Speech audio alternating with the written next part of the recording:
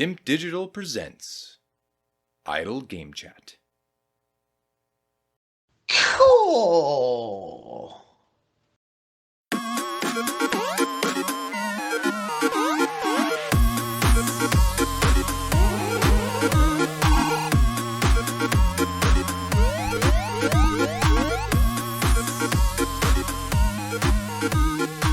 Hello, Apps here from Dimp Digital. Welcome to Idle Game Chat bonus stage. This is our occasional bonus show where we produce our spoiler casts, updates on the Fantasy Gaming League, and our legendary Dimp Digital Gaming Quiz. This time we are here to discuss all the results from the 2021 Fantasy Gaming League.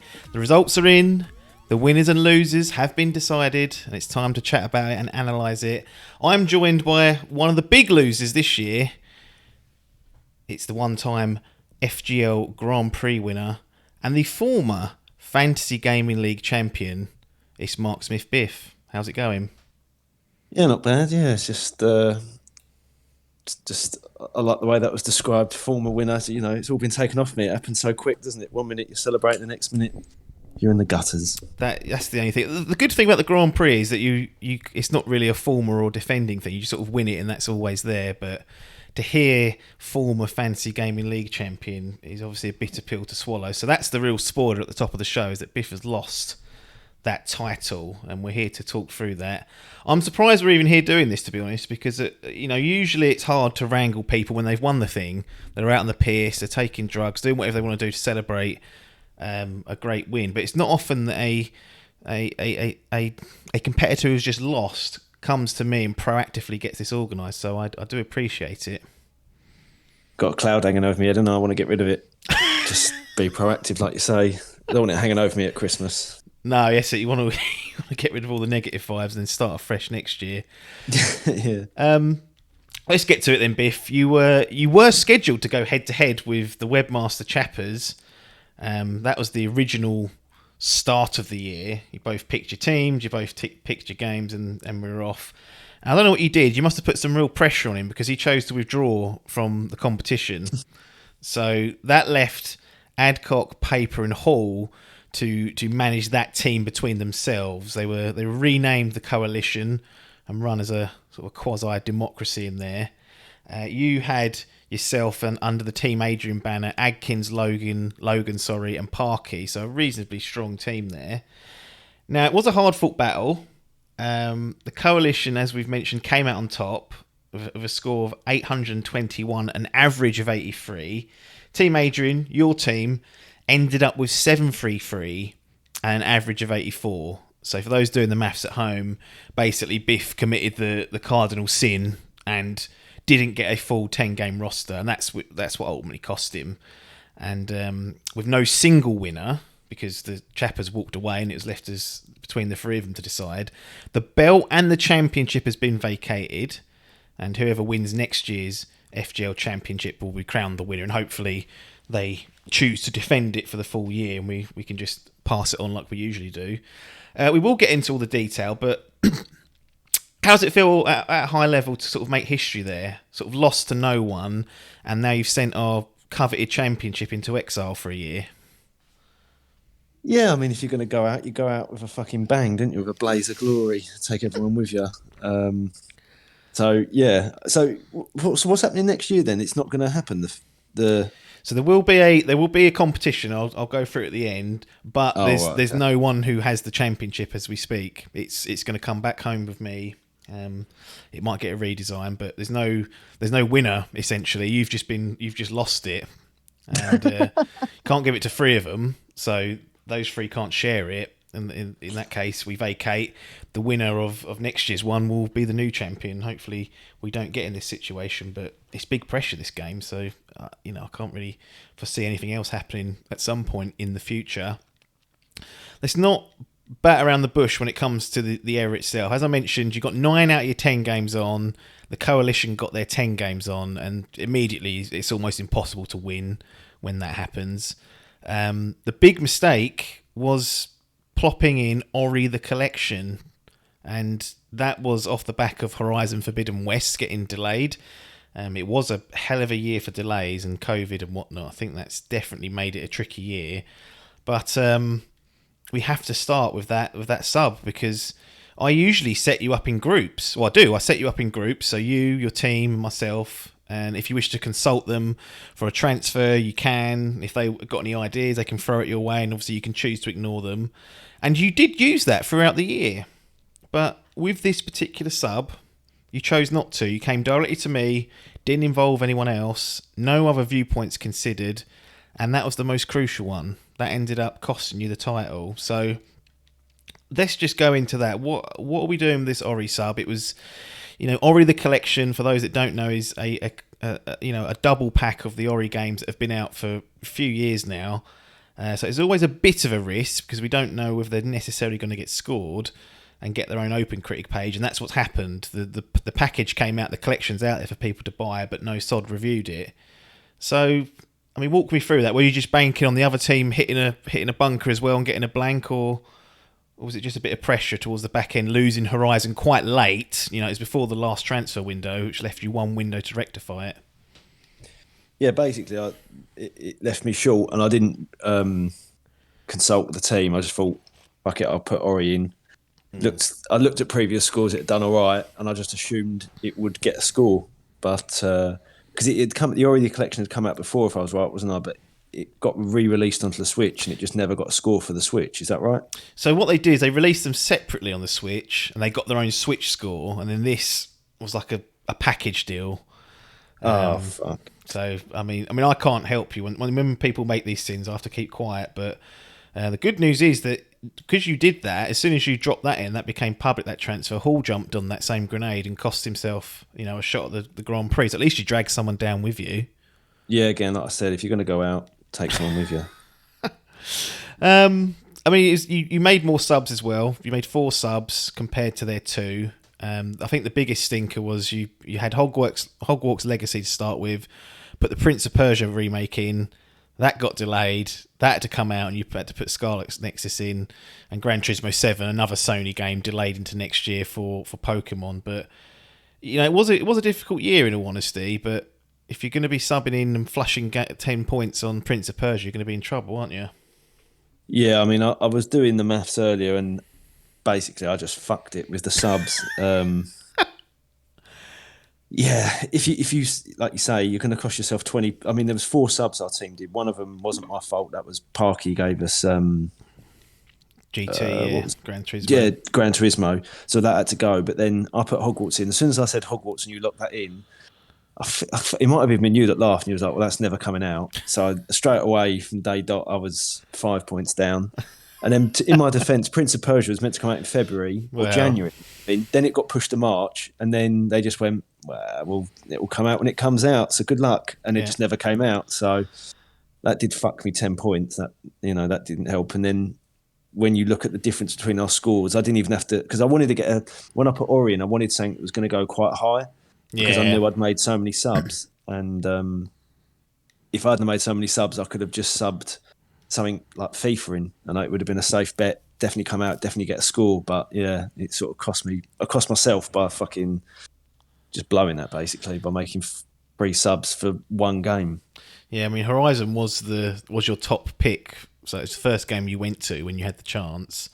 So trying to replace that is, I guess, people are always trying to claw back potential like scores of 90. They're thinking, and Ori has, as you rightly mentioned, has scored well in the past, and in the end you had a better average but more subs and one less game, and it's just not doable, and 733 wasn't going to get the job done. Looking over to the other team, they only made 2 subs, which is really impressive. Like, that's crazy, really, considering the year we had. God of War went out for Forza, which scored a 92 and was the best scoring game in the championship game, so that was a great sub for those guys.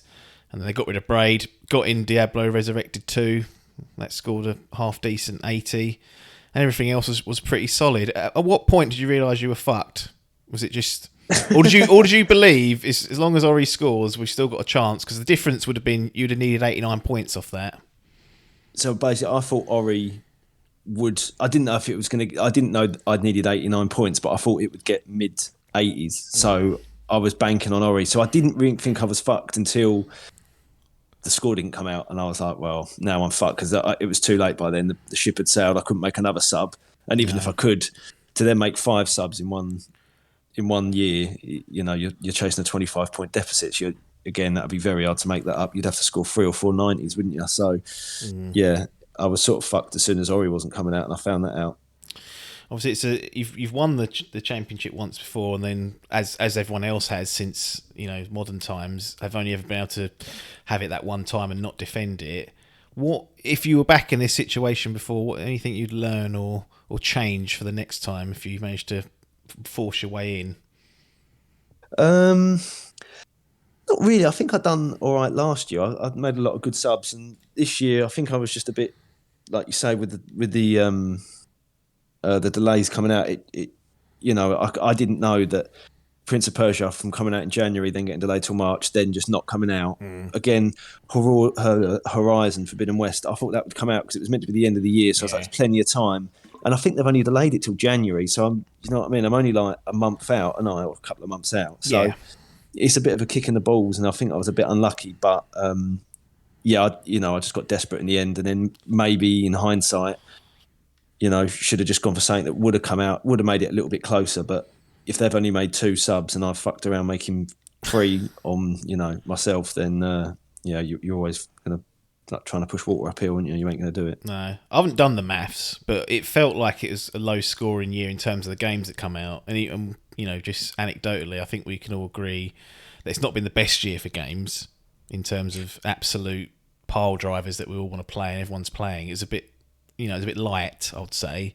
Yeah, there was no big AAA titles, really, was there? Nothing major. Well, nothing really come out, did it? No, there's a few bits and pieces, but you'd usually get a handful of like that are in the Elite League, whereas everything else seemed to be like good, like high scoring, but nothing that you would probably remember in 2 or 3 years' time. Yeah, and that made it unbelievably harder for people. Just for awareness, Adkins did bag himself Forza Horizon 5 for his Grand Prix team. Didn't choose to share that in the group for your team. I don't know if that's, you know, him just not thinking. I don't know if you haven't rallied the troops, you know, got them to be motivated to win this thing. But could your team have helped you out anymore, or are you taking the blame solely for yourself?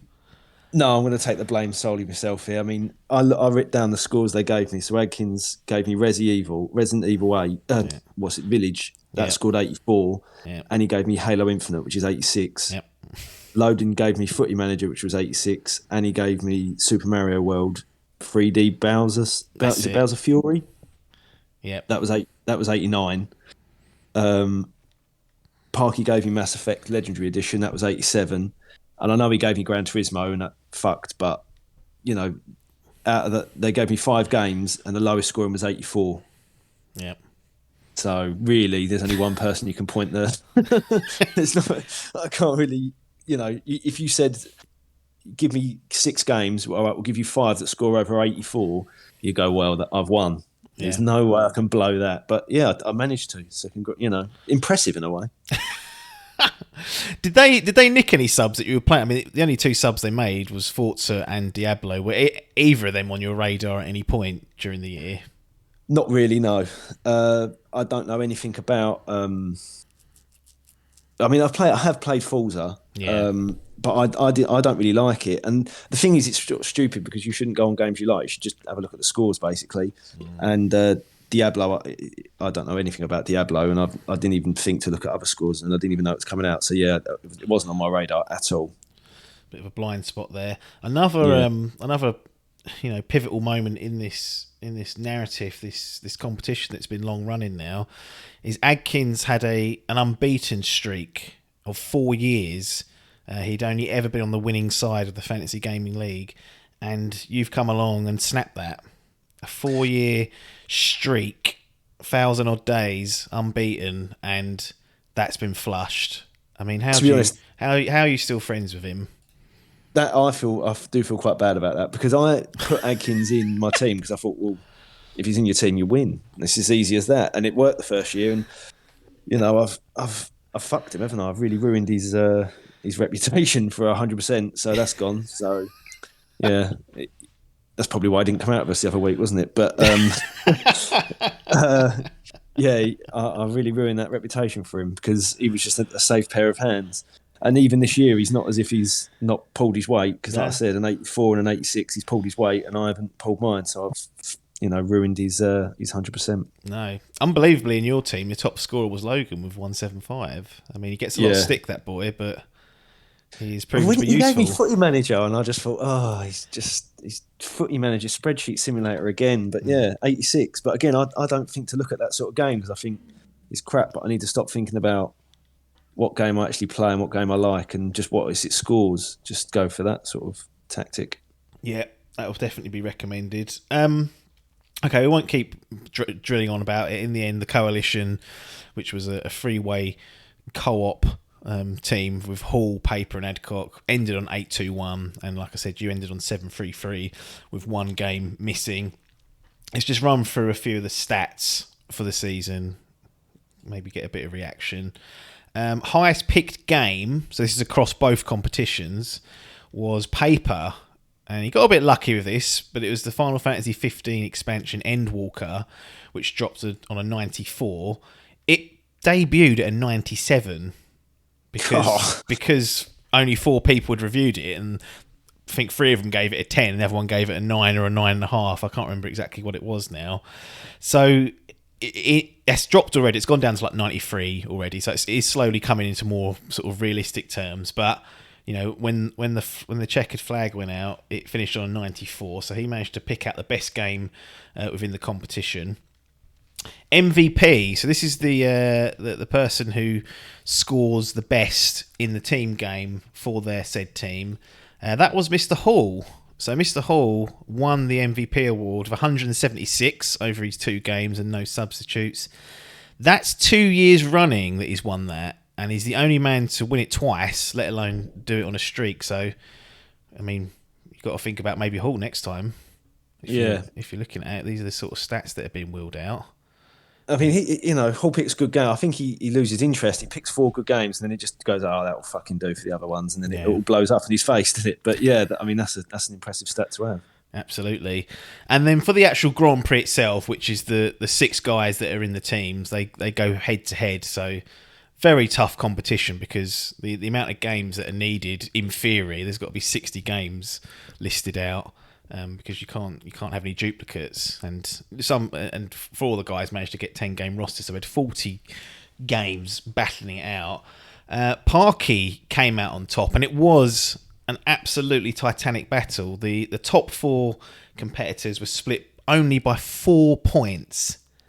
Jesus, 4 points between the top 4. I mean, that is unbelievable, really. And it actually came down to the last day between those 4 because there were a couple of games in flight that were fluctuating on a daily basis, going up or down by a score, and because it was so close, it only would have taken a little bit more. About 10 days before the end of the season, Logan was in pole position. He looked like he had it in the bag. In fact, at one point, he had the all-time point scoring record in the Grand Prix, which is, I think, 816. I think he had it at one point. But he had Battlefield, and Battlefield 2042 went from something that was getting a mid to a low 80 down to a 65. So he had to watch the agony of being basically like, I can't be touched here because I'm 20 points in front of everyone, to day by day, just watching, it's gone down to 81. It's gone down to 80. It's gone down to 78. And it was almost every day we'd post a new score in there, and you could just see his confidence evaporating. And eventually it ended up on a 65, which gave Parky an opportunity to take back the league. And he got over the line with that, with a stunning score of 797. He made 4 substitutes. I'll go through all the teams once we've got rid of Mr. Biff at the end of this. But so we have Parky in position number 1, 797. Logan in number 2, 796, with only 2 subs. So he only needed 1 more point because he had 1 on the tie break of less subs. Adkins on 794, and then Paper on 793. I mean, it really couldn't have got any closer. And Paper used 30 points worth of subs there. I mean, he squandered that a little bit because had he done 1 less, he would have been in the title seat. But well deserved for Parky. It's only his second season in the championship, in the league, competing, and he's come through and won the Grand Prix. Hall finished 5th with a score of 615.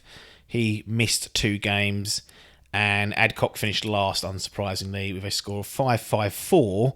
No, he didn't miss 3 games. He still missed 2, but he managed to have eFootball 2022, which ended up on a 31, which I think is the all-time lowest score ever. I will check and get all these mini records put up on the website one day, but that's an absolute howler from him. So he was... What was it, 33? 31. 31?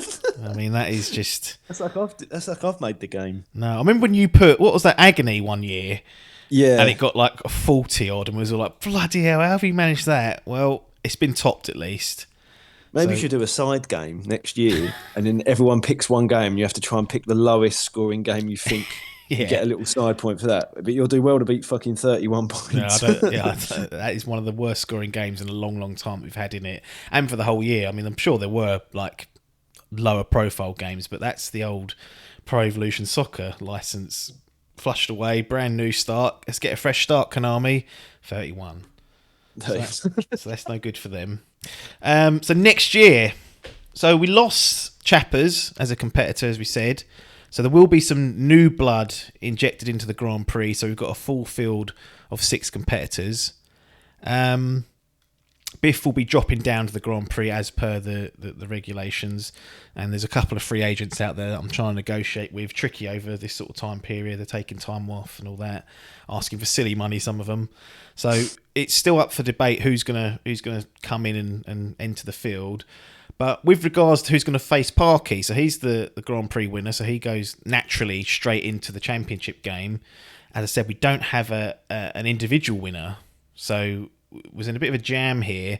I have had this independently approved, so it's not my own doing. This was something that was proposed with several other propositions, without names, without anyone knowing exactly who was potentially going to go forward and who wouldn't be. And my view was that to kind of keep in the spirit of the competition, that the other person had to be someone from the winning side. You know, the team winner, someone who's they've done the work in that team. They've beaten Biff. One of those 3 deserved that. So that kind of left us with either Hall, Adcock, or Paper.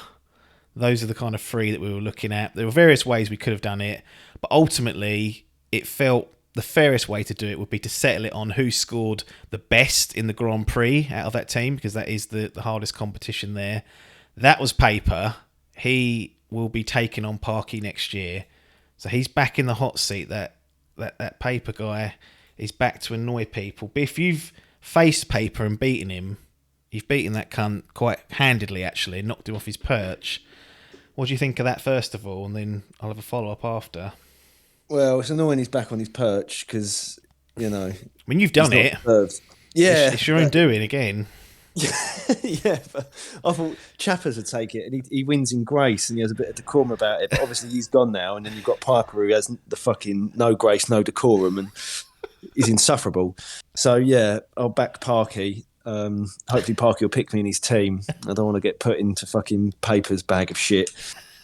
So yeah, good luck, Parky. You have to deal with that fucking squawker. Have you got any advice for him? Because, you know, he can be a difficult character. He got in Hall's head. Hall inherited a position of being in that championship game and never quite earned his way there. But Paper come along and beat the shit out of him, really. But then you managed to, the very next season, get hold of him and shake him out of that. Any advice for Parkleston? Because he's a nice lad, Parky, and people will know that when we go do the draft. But I'm not sure he deserves to be subjected to Paper and all his mind games and whatnot. But that's the way the cookies crumbled, all thanks to Biff. Well, that'll be in the negotiations for the contract for Parky, I'd imagine, that he'll want extra for dealing with him. Yeah, he will. But, yeah, just don't listen to him, Parky. He talks a lot of crap and he hasn't got a clue. So, yeah, I managed to smash him, and this year I've folded up like a fucking wet tissue. So it shows you what he's really made of, Parky. Well, there you go. Well, look, Biff, I won't keep you any longer. You've been gracious in defeat, and we didn't have I didn't want to get one of the other three on because it didn't feel right. They weren't there at the start, and I didn't want to get paper on anyway because it would have gone on for 2 hours. So it felt, you were gracious enough to offer to come on and just give your view and then respond to the other bits and pieces we've spoken about. Any final words? Because it may be a little while before we speak to you again when it relates to this championship.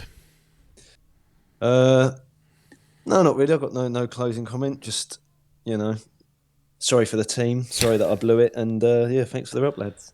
Well, there you go.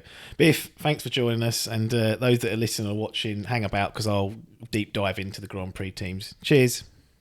So here we are then, as promised, a full rundown of the Fantasy Gaming League teams for both the Championship game and the Grand Prix. Let's start with the Championship game. So we had the Coalition, which as we know was originally headed up by Chappers and then he left, so we ended up with Hall, Paper and Adcock filling in the gaps and doing it amongst themselves. They had Forza Horizon 5, which scored a 92, Disco Elysium Final Cut, which scored an 89, Persona 5 Strikers, which scored an 83, Diablo 2 Resurrected, which scored an 80, the Neo Collection, which scored an 87, Hitman 3, which scored an 86, Axiom Verge 2, which scored a 78, Ratchet & Clank Rift Apart, which scored an 88, Outriders, which scored a 73, and the Medium, which scored a 75.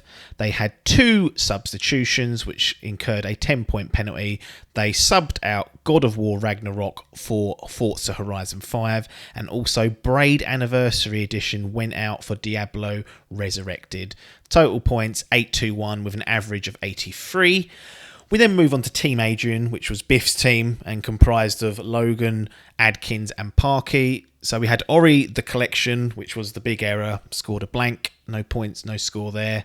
Then we got Resident Evil Village in 84, Football Manager 2022 in 86, Mass Effect Legendary Edition 87, Halo Infinite in 86, Super Mario 3D World plus Bowser's Fury in 89, Pokemon Brilliant Diamond and Shining Pearl a 75, Monster Hunter Rise an 88, Scarlet Nexus an 80, Bravely Default 2 a 78, and Biff made 4 transfers amongst his team. We had Hogwarts Legacy, which went out for Prince of Persia Remake. Gran Turismo went out for Pokemon Brilliant Diamond and Shining Pearl. Prince of Persia then went out again for Scarlet Nexus, and Horizon Forbidden West went out for Ori and the Collection. So 20-point penalty for those 4 transfers there, and left Biff with a total of 733, which was not enough, and an average of 84. So you can see where things went wrong there. Not a full game roster, which will get you. Now the Grand Prix, this was a lot closer, so hold on to your hats for this one. Parky wins the Grand Prix, and his team eventually comprised of Mass Effect Legendary Edition, which scored an 87, WarioWare Get It Together, which scored a 76, Ratchet & Clank Rift Apart, which scored an 88, Age of Empires 4, which scored an 83, F1 2021, which scored an 85, Deathloop, which scored an 88, Monster Hunter Rise, which scored an 88, Oddworld Soulstorm, which scored a 71, Alan Wake Remastered, which scored an 80, and WRC 10, which scored a 76. He made 5 substitutes, which incurred a 25-point penalty. The Invincible was subbed out for WRC 10. Skull and Bones was subbed out for Age of Empires 4. Gran Turismo 7 was subbed out for WarioWare. Final Fantasy 16 was subbed out for F1 2021. And Rainbow Six Extraction was subbed out for Alan Wake Remastered. That gave Parky a total score of 797 with an average of 82. Logan was next in line with a total of 796, so just 1 point off. He only made 2 subs as well, so he would have won should they have been level, and his average was an 80.6. Let's go through Logan's team. Shin Megami Tensei 5, which was an 86. Football Manager 2022, 86. Super Mario 3D World plus Bowser's Fury, an 89. Kena Bridge of Spirits, which was an 81. Returnal, which was an 86. Outriders, a 73. The Medium, a 75. Battlefield 2042, a 65. Moonglow Bay, a 76. I mean, hindsight, that's a sloppy one as well. Psychonauts 2, an 89. And then the two subs, Horizon Forbidden West went out for Shin Megami Tensei 5. Lord of the Rings Gollum made way for Moonglow Bay. I mean, Battlefield has undoubtedly striped him up there. At no point do you expect a 65 for a game of that franchise, of that caliber. 70s seem to be the minimum you'd think for those type of games. But Battlefield 2042, a 65. But I would question something like Moonglow Bay making it onto a team. A huge risk. A 76 is not a bad score, but when you consider he only lost by 1 point, you've got to take a look at that one and think, could I have done better? And he absolutely could have. Outriders probably underwhelmed, as did the medium as well, so probably unlucky with those two. Adkins finished third with a total of 794.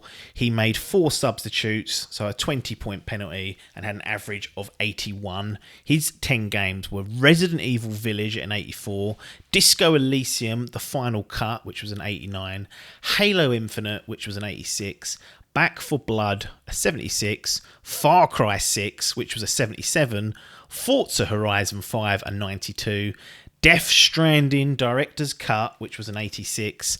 And they had Demon Slayer, The Hinokami Chronicles, 70. Guardians of the Galaxy, 82. Call of Duty Vanguard, 72.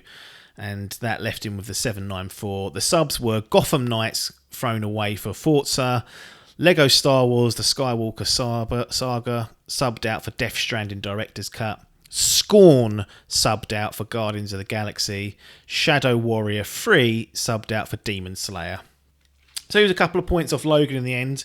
And whilst it was close, he was I think he was hoping on Halo Infinite coming in big, and it got a decent score at 86, but if that had been a 90 up there, he would have been winning the title. So again, very close, as I've mentioned, and you could look at a few games on there. With Call of Duty Vanguard, I mean, that's underperformed at a 72 really when you think about it, and Demon Slayer, I mean, a bit of a risk, that one, and it's proven to cost him.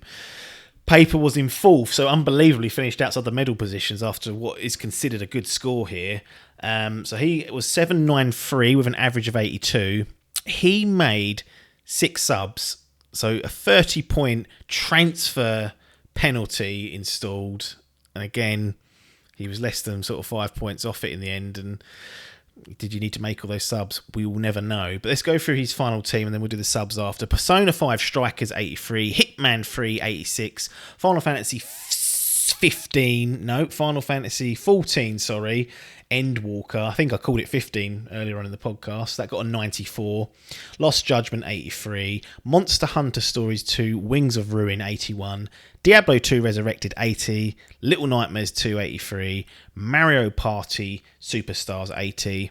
Pokemon Brilliant Diamond and Shining Pearl, 75. Bravely Default, 78. He subbed out Hogwarts Legacy for Total War Warhammer 3. Bus Simulator 21 went out the way for Pokemon Diamond and Shining Pearl. Guild Wars End of Dragons expansion went for Diablo 2 Resurrected. Stray went for Mario Party Superstars. Ghostwire Tokyo went for Lost Judgment.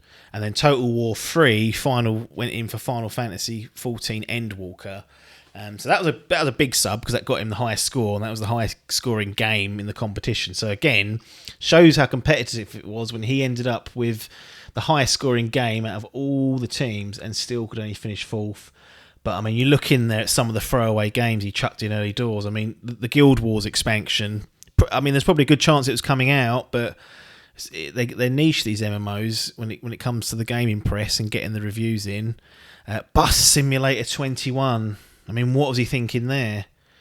You have to query some of these decisions. When it's this close, you absolutely have to sit there and go, that perhaps was a mistake. And he will rue those chances. He will rue the 2 perhaps unnecessary subs if he just got something else in. Very easy for me to sit here and criticise. That's why I like to do it. Hall finished in 5th. He blanked on 2 games. Made 6 subs to boot as well, and got an average of 80.6. a total of 615. Not a stellar year by any stretch of the imagination for Hall. The only saving grace is he didn't finish last, but I know he will be having a very sober and somber Christmas because of this performance that will have affected him. Advance Wars 1+2 Reboot Camp. Now, I have some sympathy for this one because it did not come out. And yeah, this is something that Nintendo announced reasonably late in the year. They don't usually delay too many games once they're announced with a release date, and considering it's a bit of a remake package jobby, you think not a lot would go wrong, but we got the call after the October transfer window that was getting delayed, and that killed Hall. He was then out of the run-ins.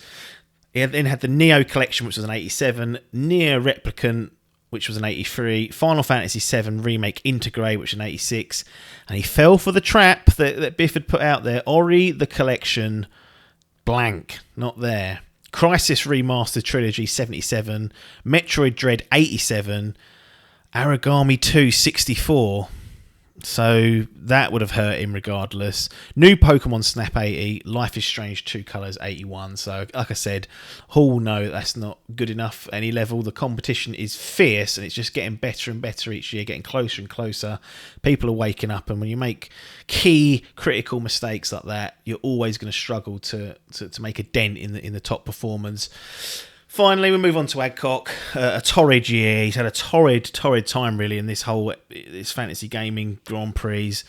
Very rarely got even close to contending for it. So we don't know what's going on there. Hopefully he can rectify it next year. But he also missed 2 games and ends up with a final score of 554, average of 72. That tells the story there. And he also made 5 transfers, so 25-point penalty just to really add to his misery. But let's go through it. Braid Anniversary Edition, a 0, a blank, didn't come out. Bizarre that Biff subbed that out, of the team. Said that's not, so not Biff, that was subbed out, of the team game, the coalition between Hall, Paper and Adcock, who signed off on that sub. And then he left it in his individual team. So bizarre moment there. Axiom Verge 2, 78. I think that's a disappointing score. 80s minimum for that, and high 80s good score, but 78, about 10 off what the potential was. No More Heroes 3, a 76, not really good enough. I never really expected that to score overly well. Ghost and Goblins Resurrection, 75. The Artful Escape, 80, which was a bit of a surprise. That's a half decent score. FIFA 22, 77. eFootball 2022, 31. Unrecoverable once that happens. Fist Forged in Shadow Torch, 80. Fatal Frame Maiding of the Blackwater remaster. This was unlucky because there were scores for it. It had a page. It had a score. Unfortunately, OpenCritic did not produce a new score for this re-release or remaster. They used the reviews from when it originally came out as well as the new ones, which means that was ineligible. He could have subbed that out, but again, by the time the scores came in, it was all over. The transfer windows are all closed. So a bit of sympathy on that one, but still other mistakes were made further on up the pitch. The Legend of Zelda Skyward Sword HD, an 82. He made a couple of subs. He subbed out 12 minutes for Skyward Sword. So a scoring game was subbed out for another scoring game, but bizarre to see that happen. That does happen sometimes, though. Breath of the Wild 2, or the sequel to the Breath of the Wild, whatever you want to call it, was subbed out for Fatal Frame. Fable was subbed out for FIFA 22.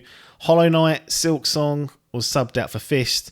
And Senua's Saga 2, Hellblade, was subbed out for The Artful Escape, which in the end was a good recovery, but a diabolical performance from poor old Adcock. And again, people keep asking these questions. Why is he so poor at this game? And we've yet to have an answer from him on that.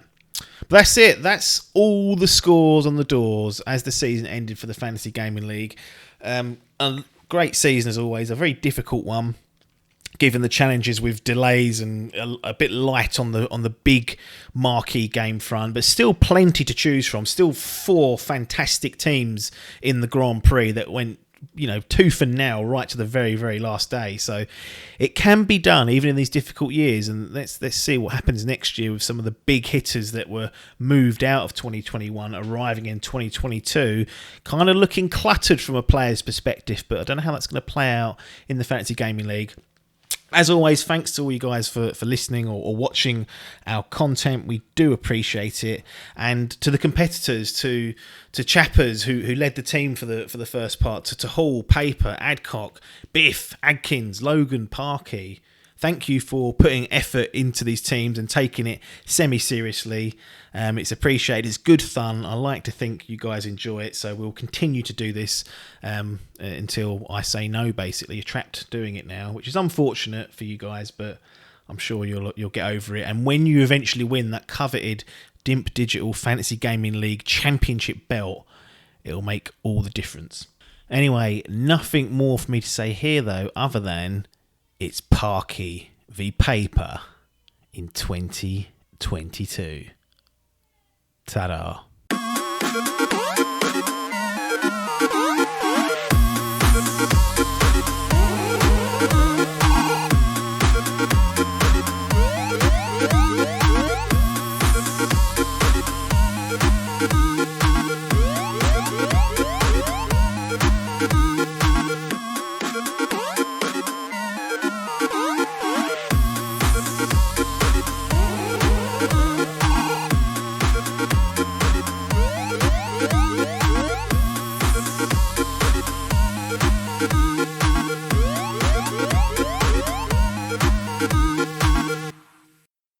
This was a Dimp Digital production.